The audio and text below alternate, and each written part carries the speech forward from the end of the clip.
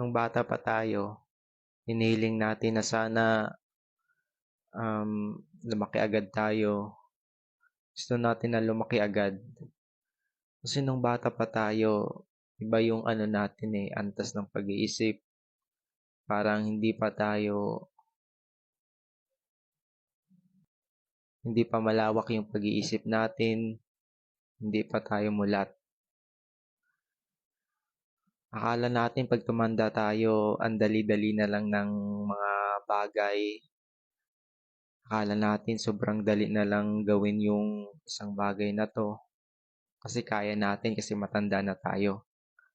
Tapos nung nasa tamang edad ka na, nasa adult ka na,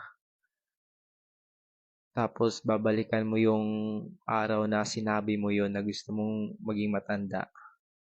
Parang nagsisisi ka. Nagsisisi ako na parang sinabi ko yun na gusto ko agad na tumanda.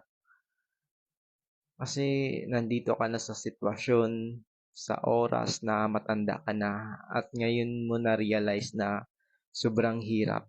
Sobrang hirap pala na andito sa ganitong edad na to. Masimulat ka na, marami ka ng alam, ka ng realization kung ano yung buhay, kung ano yung sitwasyon, ang daming pressure, ang daming negative. At sa daming ganun na nakakapagod, parang gusto mong bumalik sa pagkabata. Nung bata ka, wala ka talagang pinoproblema na nagkukos ng anxiety, depression. Di gaya ngayon na matanda ka na kahit hindi mo pinoproblema ang isang bagay, kusang lumalabas sa utak mo.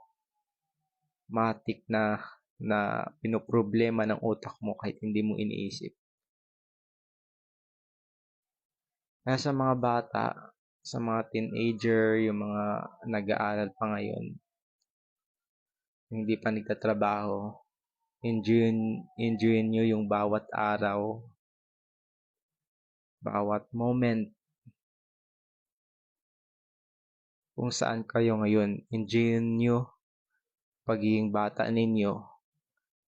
Kasi pag dumating kayo sa adult, lalo na pag nagtrabaho na kayo, magkaroon kayo ng pamilya, doon mo lang ma-realize at mabibigyang halaga yung araw na sinayang mo during na hindi ka pa tumanda.